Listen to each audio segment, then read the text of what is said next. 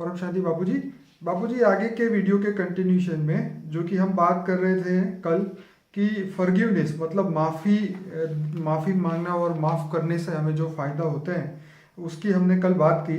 लेकिन आज हम थोड़ा सा और डीप में जाके जो छोटे छोटे क्वेश्चन हैं जो कि एक आम इंसान को घर गृहस्थ में रहते हुए जो फेस करना होता है उसके बारे में थोड़ी गहराई से हम बात करेंगे कि जैसे आत्मा माफ करना चाहती है पर कर नहीं पा रही तो वो अपने अंदर कौन सा गुण पैदा करे। क्या वैराग पैदा करना ही ये इसका जवाब है? देखो, हम्म। आत्मा चाहती है कि मैं माफ करूं। हम्म। जी। मगर वो माफ नहीं कर पाती। हम्म। तो इसमें ये आत्मा में ये गुण नहीं है। राइट। अब ये गुण माफ करने का जो एक बहुत बड़ा गुण है, साधारण गुण नहीं है। राइट। और ये असाधारण गुण को डेवलप करना है। वो गुण को अंदर मन में लाना है, बुद्धि में लाना है, संस्कार बनाना है। तो मन, बुद्धि और संस्कार में ये गुण लाने के लिए उसके बार बार मन में लाना पड़ेगा और बार बार वो परमात्मा को याद करें। तो क्या वैराग भाव अपने अंदर पैदा करना पड़ेगा इसके लिए? वैराग अलग चीज है। वैराग तो ज्ञान से आता है। उसको ज्ञान की शरण में जाना चाहिए, उसको परमात्मा की शरण में जाना चाहिए। जब कोई भी आत्मा परमात्मा की शरण में जाता है, ज्ञान लेता है और परमात्मा को जानकर वो परमात्मा की शरण में जाता है, तो परमात्मा में ये सारे गुण हैं। वो दया का सागर है, ज्ञान का सागर है, फॉरगिवनेस है, तो कॉमन चीज हो जाती है उसके लिए। क्योंकि वो तो ये सारे गुण धीरे धीरे तुम्हारे अंदर डेवलप होने लगेंगे। अंदर से मन के अंदर जो ये गुण ऑटोमेटिक आएगा। परमात्मा को चिंतन करो, परमात्मा को प्यार करो, परमात्मा को तो पहले जानो, तो परमात्मा के अंदर जो गुण है वो आते जाएंगे। तो ये फॉरगिवनेस का गुण आएगा और धीरे धीरे आएगा, एक साथ में नहीं आएगा। अगर कोई कहता है कि मुझे अभी अभी आ जाए तो नहीं है, उसके लिए बहुत बड़ा पुरुषार्थ है ये गुण को डेवलप करना। क्योंकि आत्मा के अंदर कई जन्मों के संस्कार पड़े हैं। अब कई जन्मों के संस्कार को परिवर्तन करना है, अनेक जन्मों के संस्कारों को परिवर्तन करना है। तो वो परमात्मा को जब प्यार करेंगे, परमात्मा को याद करेंगे, तो परमात्मा से पावर आएगी, तो आत्मा के अंदर एक गुण ऑटोमेटिक आ जाएगा। तो बाबूजी, जैसे माफ करने से जो हमें शांति का अनुभव होता है, तो कई लोगों को बदला लेने से शांति का अनुभव होता है, तो क्या इसका डिफरेंट क्या है? ऐसा है, कोई जब आत्मा माफ करने से जो शांति मिलती है वो अलग टाइप की शांति होती है।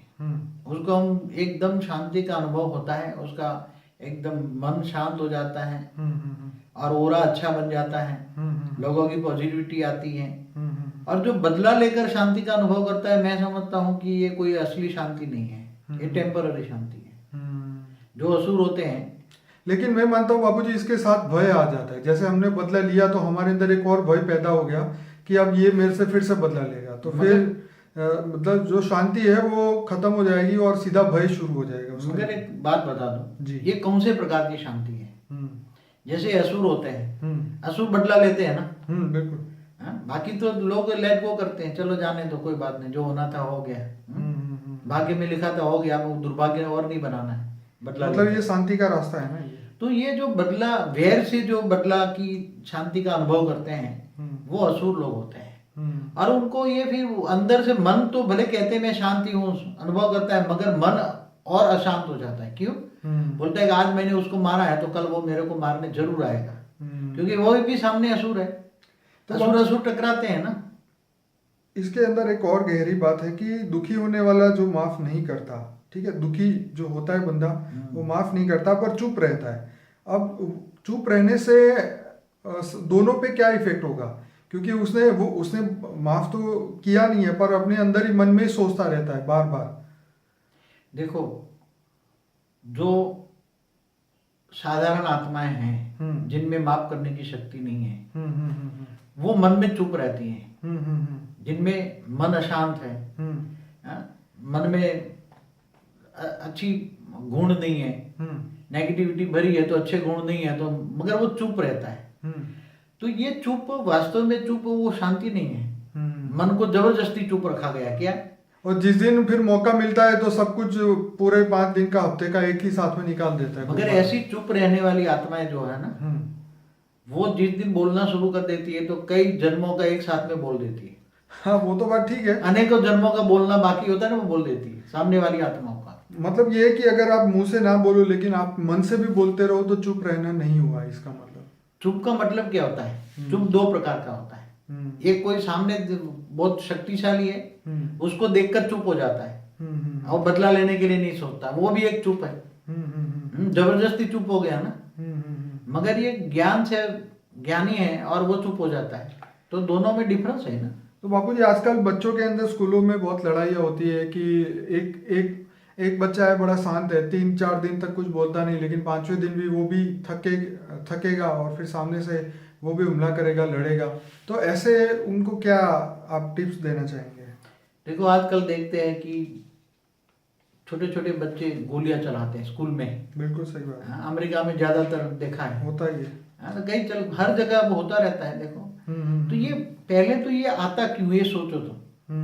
क्योंकि बुद्धि के अंदर जो संस्कार आते हैं, पहले तो उसका जो गुरु है माँ है, फिर बाद में बाप है, और तीसरे नंबर पे स्कूल का टीचर उसका गुरु बनता है। अब तीनों जो है माता पिता और गुरु तीनों है ना, उसमें संस्कार नहीं है। आजकल क्या है, किसी में संस्कार ही नहीं है, सब में अंदर आग लगी पड़ी है। क्या है, सब में विकारों की आग लगी पड़ी है। और विकारों की आग लगी पड़ी है तो काम क्रोध लोभ मोह अहंकार बहुत आजकल बहुत बढ़ता जा रहा है। हाँ? तो जब क्रोध आ जाता है तो गुस्सा लेते हैं, गुस्सा में आ जाए तो कुछ ना कुछ फिर जो हाथ में आता है उससे गोलियां मार देते हैं। तो आजकल ये नॉर्मल हो गया। अब उसके बदलने, अब इसको कैसे बदला जाए? उसको बदलने के लिए बच्चों के अंदर संस्कार परिवर्तन करना पड़ेगा। बस बच्चों के अंदर विकारों से विचार जो है बदलने पड़ेंगे। विचार कैसे डालने पड़ेंगे? जैसे क्रोध ना करे, क्रोध ना करे, शांति रखे, बदला न ले। तो ये सारे अच्छे संस्कार डालने पड़ेंगे।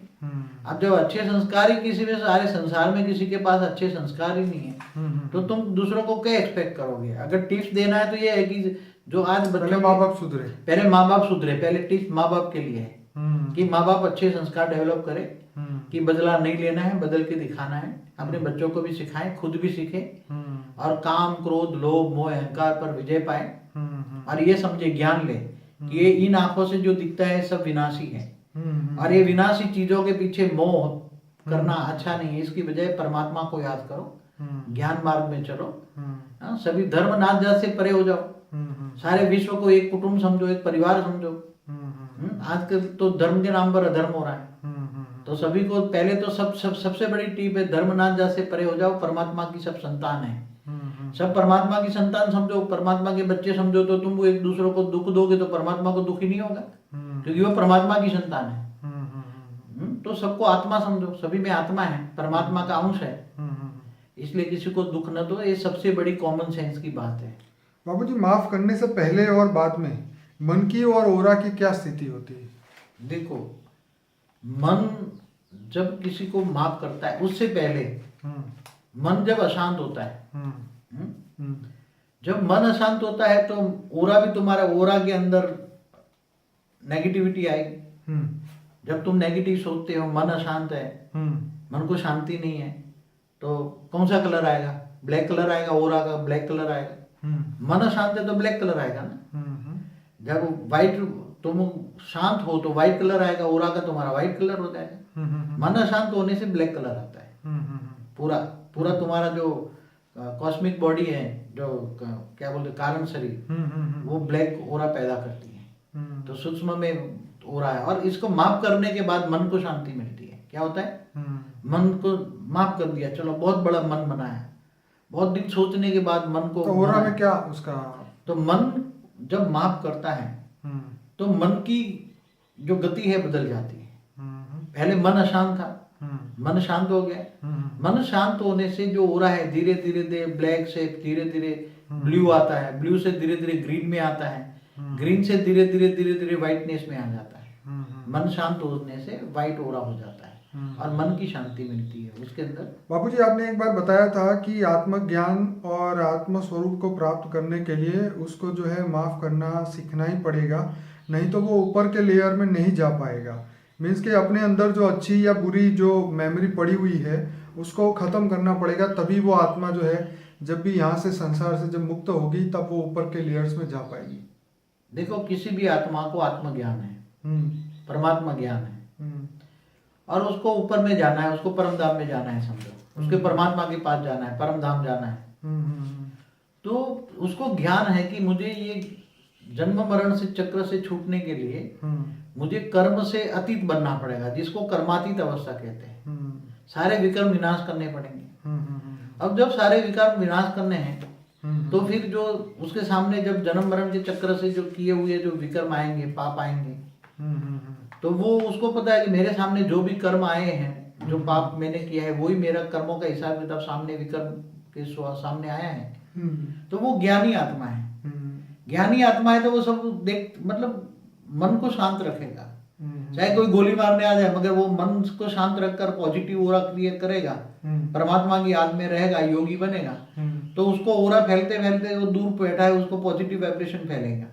और जो गोली मारने वाला जो कर्म आया है उसके सामने, पाप आया है उसके सामने, वो उस सामने वाले का मन बदल जाएगा और वो आपकी शरण में आके पैर छू के चला जाएगा। तो ऐसी योगी बनना पड़ेगा। हम बदला लेने का तो सोच भी नहीं सकते। ज्ञानी आत्मा कोई भी बदला लेने को सोच नहीं सकते। और जिनको आत्मस्वरूप पर साक्षात्कार करना है और जिनको आत्मस्वरूप बन के अपने सारे विकर्म विनाश करके कर्मातीत अवस्था को पाना है और जिनको परमात्मा के पास जाना है, तो उनको तो बहुत बड़ा दिल चाहिए। साधारण दिल वाला तो कोई कुछ भी नहीं कर पाएगा। इसलिए हर कोई मनुष्य को पहले तो ज्ञान लेना चाहिए, कर्म की थियरी समझना चाहिए। हमें तो बल्कि ये सोचना चाहिए कि परमात्मा ने हमको आगे बढ़ाने के लिए हमें ये स्थिति में रखा है ताकि हम आगे निकल पाए या ना निकल पाए, क्योंकि हमेशा बड़े लोगों को ही बड़ी मुसीबतें मिलती है। मैं तो समझता हूँ जितने जीवन में विघ्न आते हैं ना, तो ज्ञानी पुरुष विघ्नों से सीखता है कुछ ना कुछ। बिल्कुल। जब विकर्म सामने आता है, विघ्न आता है, तो इन विघ्नों से आगे बढ़ता है। और जब विघ्न नहीं आएंगे तो विघ्न विनाशक कैसे बनेंगे? तो उसको पता ही नहीं है, किसी के सामने विघ्न नहीं आते कोई, तो फिर वो मैं समझता हूँ कि चैलेंज की तरह ये जो जीवन है ना, ये जीवन को परिवर्तन करने के एक चैलेंज की तरह, जीवन एक चैलेंज की लाइफ है हमारी मनुष्य, क्योंकि अनेक जन्मों के संस्कार इमर्ज होंगे, अनेक जन्मों के कर्म बंधन आएंगे, अनेक जन्मों के देह और देह के संबंध आएंगे सामने, क्योंकि अनेक जन्मों का अंत में तो अनेकों जन्मों का फल तो मिलता ही है ना। तो अनेकों जन्मों का फल पाप के रूप में आएगा सामने।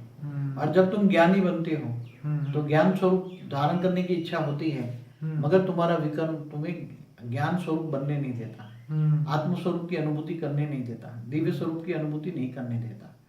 इसलिए मन को, ज्ञानी पुरुष मन को कंट्रोल करते हैं और वो परम आत्मा बनने के लिए आत्म स्वरूप बनकर जो कोशिश करता है विकर्म विनाश करने की, वो कोशिश हमेशा धीरे धीरे धीरे करके कामयाब हो जाता है।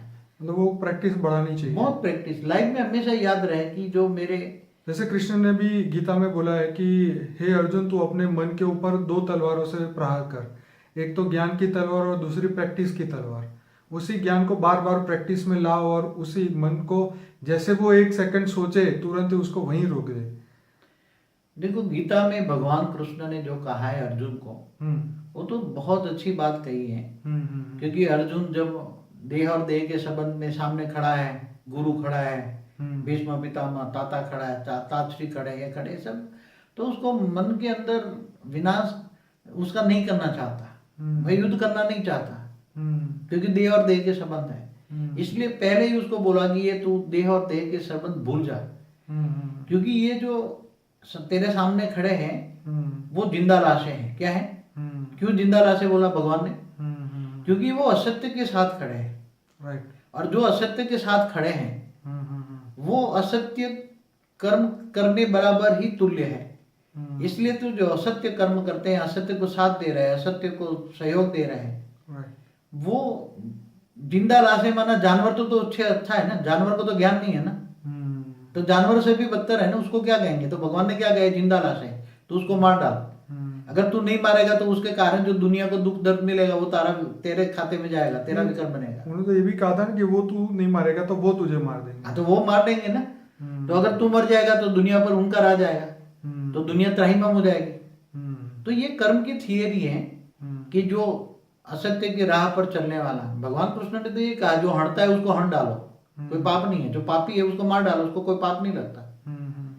पापियों को पाप मारने से पाप नहीं लगता। पुण्य के खाते जमा होते हैं। इसलिए तो उन्होंने आकर जो दुर्योधन को सहयोग देने वाले सभी को मरवा डाला ना। चाहे उसमें भीष्म पितामह हो, गुरु द्रोणाचार्य हो, कृपाचार्य हो। चलिए बाबूजी, बहुत बढ़िया, आपने हमें अच्छा नहीं, उसमें कोई रह जाए तो पूछ लो कुछ, फिर देख लो।